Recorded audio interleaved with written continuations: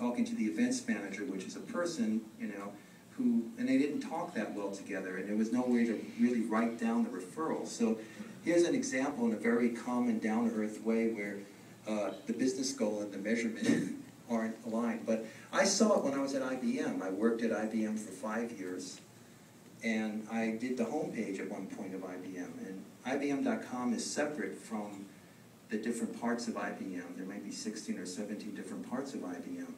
And we always would generate web referrals, leads that would go into the sales channel. But the sales channel would never really, you know, once it got into the sales channel, it became booked, you know, potential revenue, and then ended up maybe possibly being closed revenue. The connection between most of the web referrals was lost. And, you know, I try to understand, is it because IBM has a variety of disparate siloed systems that don't talk to each other, because that's one reason?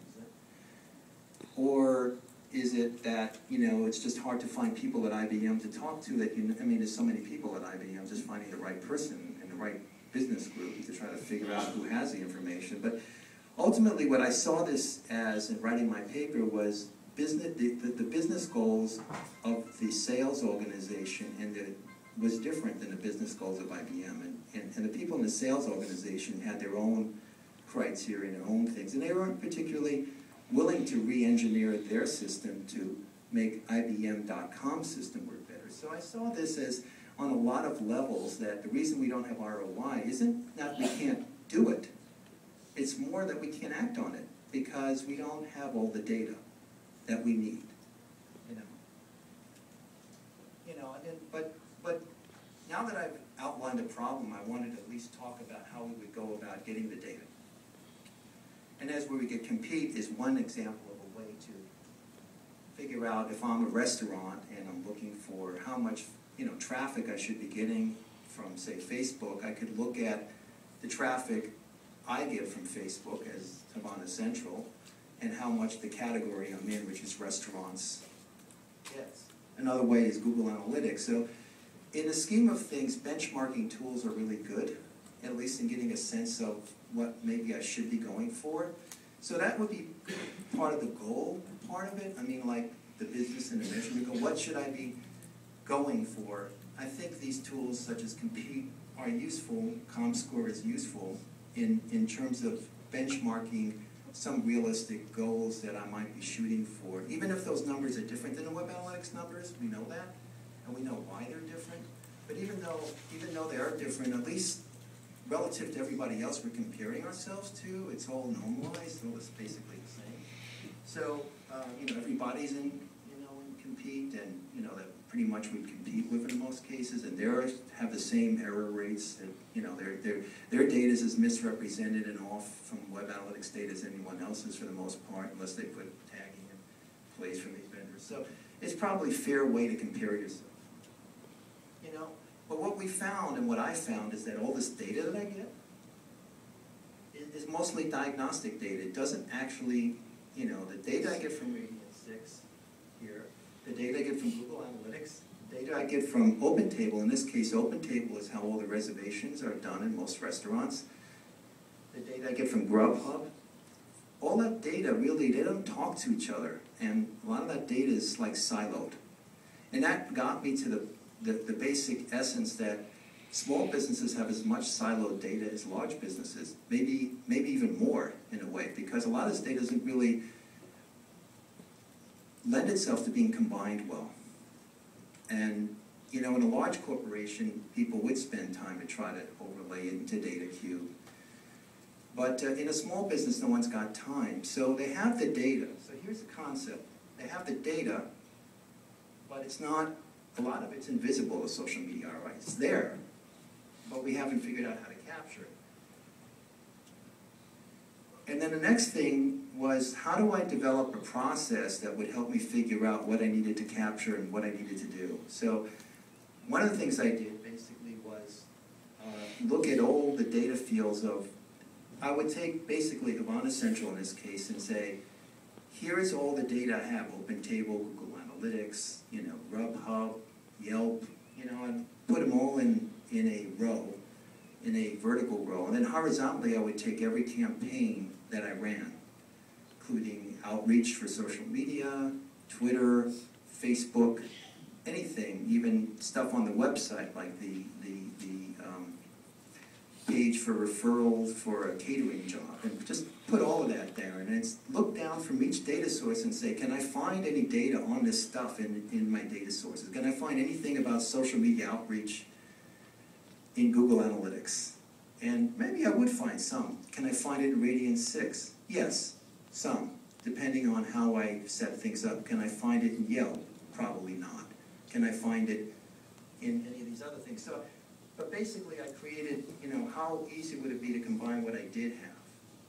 And as a result, here's another factoid I try to be like, that we're only capturing a fraction of that data. So we've got all this data. We have all this data. We're talking about social media ROI. We have the data. The thing is, we don't know what to do with it. We don't have, it's invisible. Yes. So, this is what I came up with. And I don't know if I'm the only one that's ever done this, but it seemed to me like, okay, here's an example. This was all of the data sources. There was more, like 16, and here's all the things that you could do on their site, or all this stuff. And I said, here's this data. Where do I find this data? If I wanted to find anything to put into one of those altimeter formulas, where would I get it from? And what I came up with, just by counting the rows that were no versus I took all the rows in total, yes, and I said I have about maybe 200 rows. I had about 140, no, actually a little less, 180 rows. But 147 that were no. So I had like 82% of all the data that I was collecting was what I call ultraviolet or invisible. It was data, it was there, I just didn't, if I put on the right glasses or if I had the right devices, I could see it, but I don't. I don't have any data collection process to get it. So, the idea that we can't get social media ROI is more a function of, can I even capture all the data that's out there to put into the formulas? So the formulas themselves, I can't even tell the formulas are any good because I don't even have the data that I can plug into them. And here's the spectrum effect. Again, you can read about it in my paper, where I just took all the, whatever, number of data sources I had. And it's any data source is any kind of report, any data that your business gets. And if it's IBM, you probably have thousands. But if it's a small business, you might have 15 or 20. And if by vertical, you'll probably find, like for restaurants, OpenTable and Seamless Web are probably going to be your data source, for sure. I mean, if you're a dry cleaner, Seamless Web probably not going to be on there. But by vertical, probably 3/4 of your data sources will already be done for you, which is a big opportunity for anybody who really wants to take this on. But you probably find by vertical they'll be somewhat different, but there'll be commonalities. So basically from this, I actually found that, yes, there was a way to do this. One of the cases where someone did this was with a POS system, and Tasty Light in New York had done a campaign that I heard about recently that I just put here. There's a URL to the Share presentation. They ran couponing, and they used a company called PC America to set up a POS system, the cash register basically, with an extra button to, where people could collect the code that they were generating. So what I saw, one way we can capture this data is we have to figure out, if we really care about this data, this ultraviolet data that we can't see but it's really out there, we either have to figure out what will we need to change in our business and our measurement process goals and so on to get it, or what kind of technological third-party solutions do we need to put in place to capture some of this data. In this case, what we're seeing is PC America being basically a POS system with software, can custom design a solution for Tasty Light that allows them to have an extra button on the cash register to take it in. I mean, Foursquare's talked about the venue checker, and they've talked about barcode readers. And clearly you would have to kind of, if you really wanted to measure ROI, you'd probably have to design a sales experience to ensure that people kind of interacted with you in ways that you can actually record what they're doing.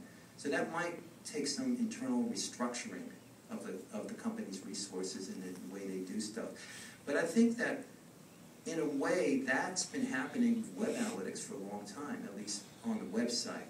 When sites cared about it, they put tagging. If they had Flash and they had to do stuff with JavaScript, they did. But I think with social media monitoring and social media marketing, the idea was it was peer-to-peer, free, and right now we're just trying to proof of concept. So nobody was really worrying about this level of tracking the way enablement that I'm talking about. But I think as you get the CMOs involved and they're starting saying, I want to put 5% of my budget into it, I want to put, I want to move it out of paid search and I want to put it into social media, but I don't see any proof that the money's actually showing up like it does with a paid search ad. And I said, sure. I mean, you can get it. The question is, you would have to change a lot. And my frustration as an analyst is that people don't see this, that they actually have to do this. They just can't, it's fine. If I want to estimate the value of a tweet, I can do that. If I want to follow it to the cash register, I have to make some drastic changes to how I do stuff. And maybe it's a PC America thing, or maybe it's something else like that, or RFID chips, or geofencing.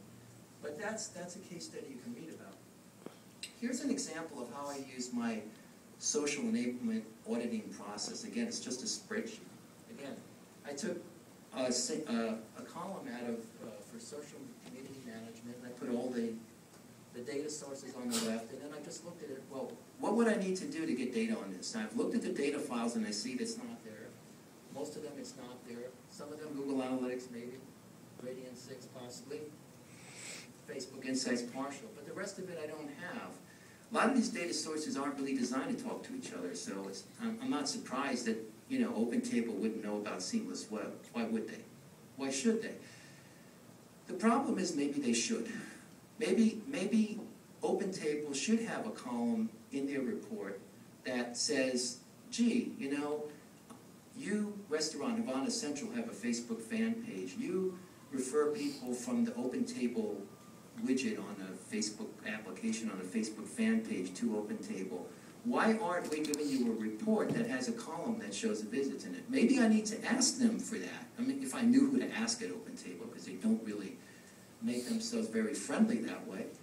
But I mean, there's no one clearly to talk to at OpenTable to ask them to do that. But the thing is, with this audit process, at least if you wanted to get ROI from your Facebook page to OpenTable, which right now you could put Google Analytics on it, or you could do something like this. I mean, you could say, here's all the things that I am lacking. This is what I need to do. And maybe this is something, the other thing that's a factor here is that to fill this out, you probably need a consultant or a contractor, because in order to fill this out, you'd actually have to know what's out there to put in there. Like, I mean, what is the industry available? What are the tools available to me now?